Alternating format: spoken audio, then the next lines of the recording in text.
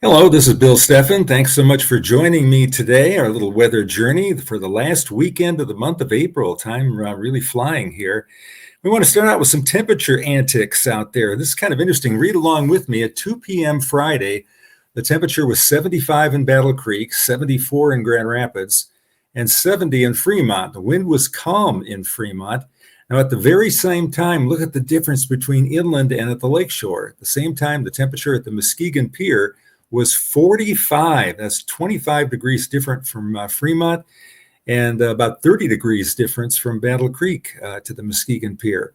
And it was not just the temperature, but look at the wind. While the wind was calm in Fremont, the wind at the Muskegon Pier was 23 miles an hour out of the northwest. 23. I mean, that give you a wind chill down in the low 30s.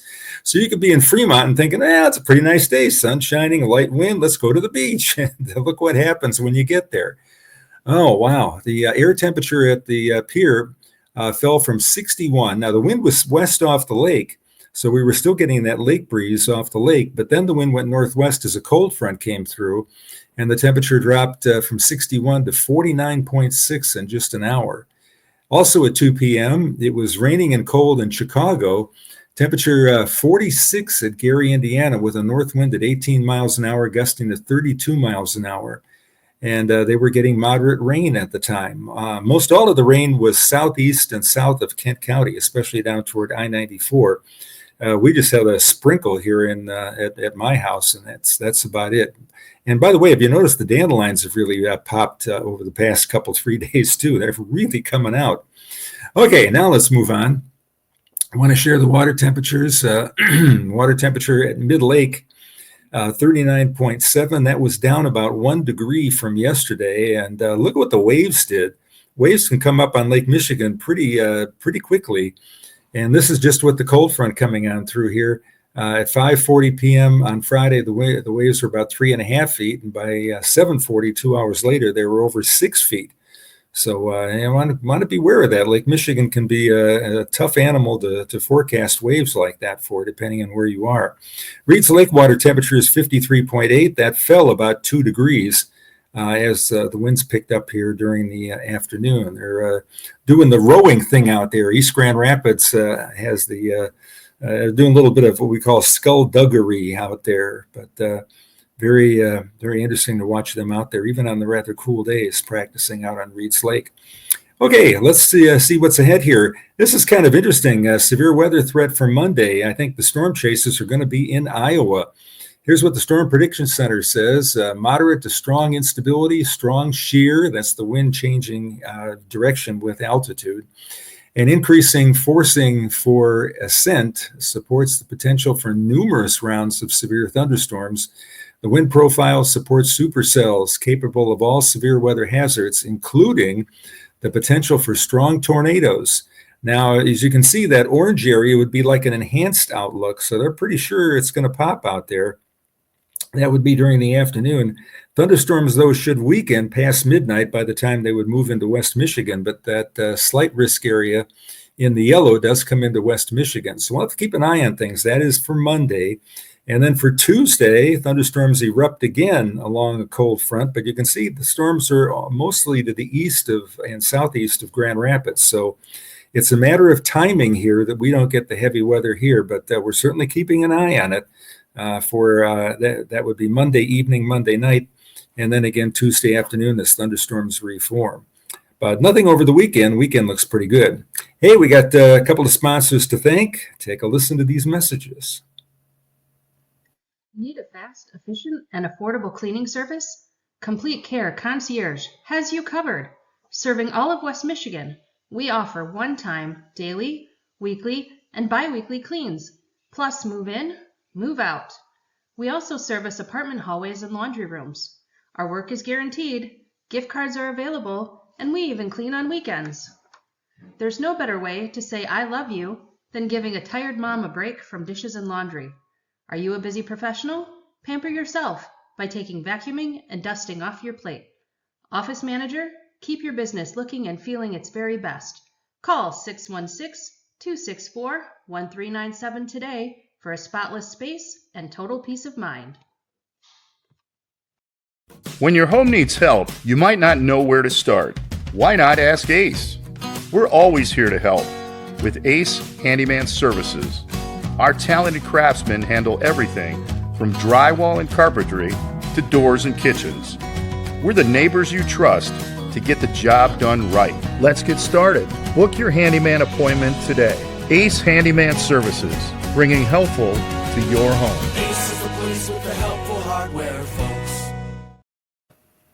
Well, here's a look at the precipitation that we're going to see during the next 66 hours. Almost all of this will be in the form of rain. And you can see there's a lot of it. There's not many places in the U.S. that are going to be dry for the next 3 days. And one of those places is here in West Michigan. As you can see, we've got heavy rain falling in parts of the Dakotas, back toward California. In fact, there may be a shower all the way down to San Diego down there.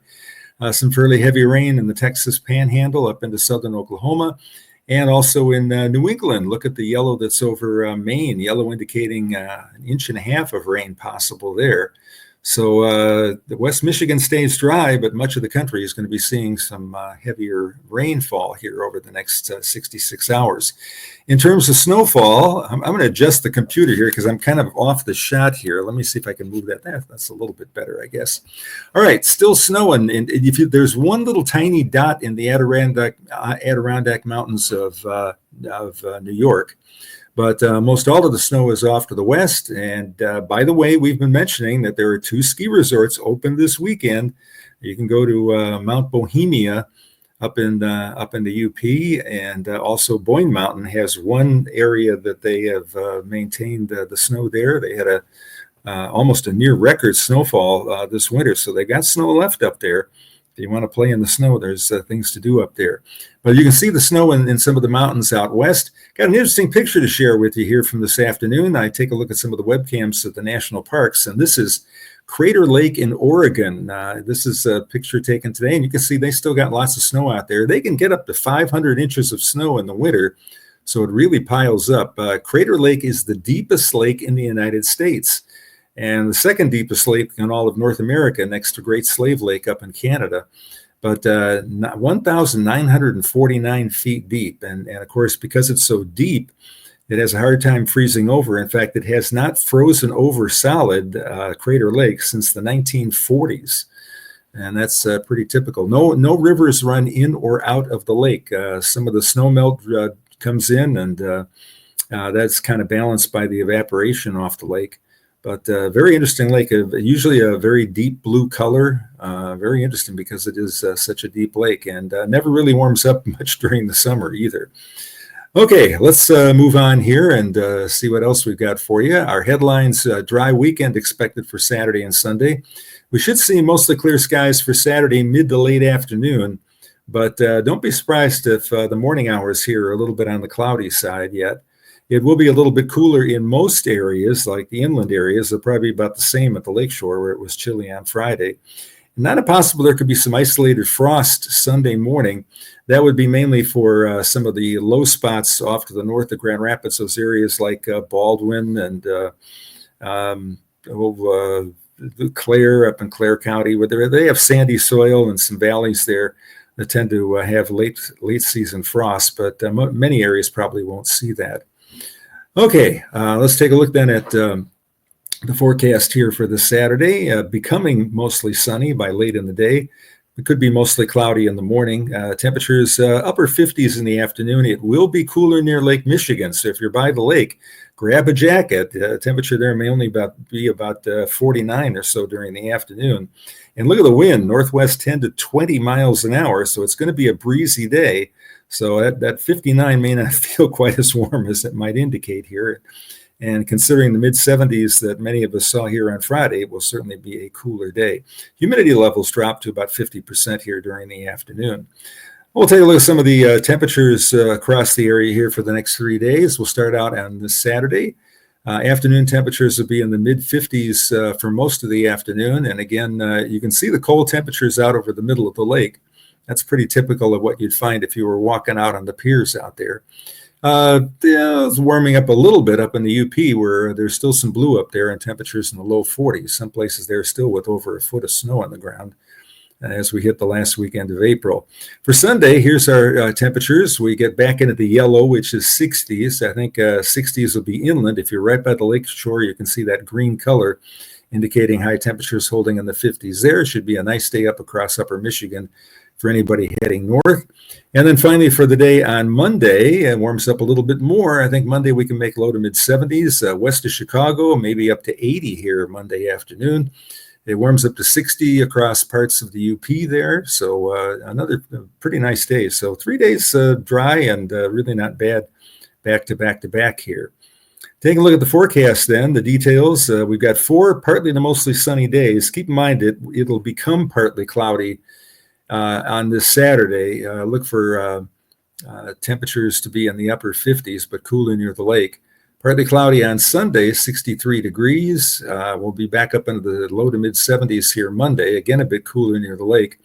If we catch a shower or thunderstorm, it would be Monday night or Tuesday. And so that's the time there, but not a sure thing. And then we cool off a little bit for Wednesday of next week with temperatures here in the low 60s. Latest long-range outlook, kind of singing the same tune. Temperatures here above average. No real cold Arctic air, which is going strong up in Alaska. You can see all the blue up in Alaska. Alaska's a big place. It's bigger than that map there indicates, but it's staying up there. The below normal in West Texas is pretty much due to the fact they'll have clouds and showers there. And then rainfall, again, a little bit above average in parts of the Southwest, and below average here in our area. So we're looking for a lot of sunshiny, beautiful days. It really looks like a nice tulip festival this year weather-wise. So if you're thinking of heading to Holland for that, that would be a good thing to do. Well, some interesting weather information for you here. This is courtesy of Michelle, who was working her job at the airport here overnight tonight. And we had a tornado in Bangladesh on this date in 1989. There were an estimated 1,300 fatalities. Deadliest in history, but this is disputed. But they do get an occasional really bad tornado there, and of course the buildings are not quite as secure as what they would be here in the United States. Other areas that see tornadoes, the Po River Valley in Italy sees some. Actually, in China, there's an occasional tornado there. But interesting, this tornado in Bangladesh in '89 stretched over a 58 square mile area. An F3 or F4 on the Fujita scale, which is obviously it's pretty different. We can look at video and try and judge the winds there, but that's kind of hard to do. But Bangladesh does get an occasional really bad tornado there. Bangladesh, by the way, is the only country that ends in the letter H. That's an old Jeopardy question, I believe. All right, let's move on and take a look at what else is going on. We got a lot of activities today. The Berlin Raceway is opening up. We've got Tea and Trails. This is an event going on from 10 a.m. to 1 p.m. It's $10 or $40 if you want a custom mug from a local artist. This is along the Crow's Nest Trail Walk, chai tea, and tree planting. See Saugatuck.com for more info on this particular event. And that's a good thing. They should have a pretty good day for that, but it will be breezy and kind of chilly. So grab a warm jacket if you're heading in that direction. And what else do we have here? Grand Rapids Library Book Sale, Saturday, April 26th, 9 a.m. to 4 p.m. Books are 50 cents each. That's cheap. And what if you're looking for cheap entertainment, not cheap, but inexpensive entertainment, boy, a used book like that is certainly a good thing. But check out the main branch of the library here. That's 9 a.m. to 4 p.m. Okay, what else we got on the calendar here for today? Looking back in history on this date in 1924, a raid at the Peterson Beverage Company on Bridge Street, west side of Grand Rapids, yielded large amounts of alcohol during Prohibition, which was from 1920 to 1933. The company changed names from Brewing Company to Beverage Company around the time Prohibition started. And of course, now Grand Rapids bills itself as Beer City, doesn't it? With the explosion in craft beers that the city has. And Kalamazoo will add you into the equation here as well. But interesting historical note there. And do we have anything else on this date? Yes, we do. On this date in 1963, Michigan passed its first seatbelt law. Do you remember that? Anybody that's my age remembers not having any seat belts. You just kind of hopped in the car, and when you had bench seats, you didn't have the bucket seats like we have now. So you just had 3 people could fit in the front and 3 people could fit in the back. The law required cars manufactured after 1965 to have driver and front seat passenger seat belts. Now, of course, we have rear seat passenger seat belts as well, and that has certainly saved lives. It's a good thing. How about compliance with these? Let's go on to the quiz here. In what year did Michigan pass the first law requiring drivers and front seat passengers to wear seatbelts? Wow. I'll guess it was sometime during the 1970s. Let's see what the answer is to that. 1985. Well, I was a little early on that one. 1985. I certainly wore seatbelts as soon as they came out. My dad was an engineer, and he knew safety. So that was interesting. 1985. All right. Now, after the law passed, seatbelt use moved from about 20% to 43%, 5 months after the law went into effect. Today, about 92% of people wear their seatbelts, and it's a good thing. I mean, if you're one of the people out there that doesn't, for one reason or another, you ought to really consider that, because it's pretty obvious that they do save lives. And of course, now cars come equipped with airbags and everything, and the loss of life is certainly lower, despite the increased population that we have here now. Okay, on this date in 1986, an explosion and fire at a nuclear reactor in this Ukrainian city, right? It's the same country where the war is going on now, released large amounts of radiation. That would be Chernobyl. And let's take a look at the answer. Yes, indeed. 68,000 people evacuated. I had thought it might have been even more than that, or it should have been. Death estimates vary widely because of the long-term effects of radiation exposure. So, I mean, we're from 60 to 60,000. Yeah, it's something that we'll probably never know. But there are a lot of safeguards in nuclear power now. It's not like, and I don't know that we had a reactor in the United States that was similar to Chernobyl. The one accident I can remember was 3 Mile Island out east, and it was not a Chernobyl. But nuclear power is a relatively safe form of energy. Let's move on and take a look at our next slide. In what year was the Patland Hotel renovated and reopened as the Amway Grand Plaza? Boy, I thought they were building that when I first got here. Patland's been around forever, and the Amway, of course, I guess in the 1970s again, some point in time, like long guess. 1981. So I thought it might have been a little earlier than that. By the way, note how the skyline of Grand Rapids has changed. Almost all of the tall buildings in Grand Rapids are relatively new. You know, Amway here, dedicated in 1981. We've got the Marriott there, Plaza Towers in the picture. River House would be to my, it would be behind the person taking the camera. We've got the new building just dedicated at the Gun Lake Casino down in Wayland down there, and that's looking good. So yeah, a lot of the growth in Grand Rapids, and you can see that in other cities too. When I was a kid, the Prudential Building was the tall building that everybody pointed to in Chicago, and now it's like the 100th tallest building. The tallest building, I believe, is the Willis Tower, also known as the Sears Tower.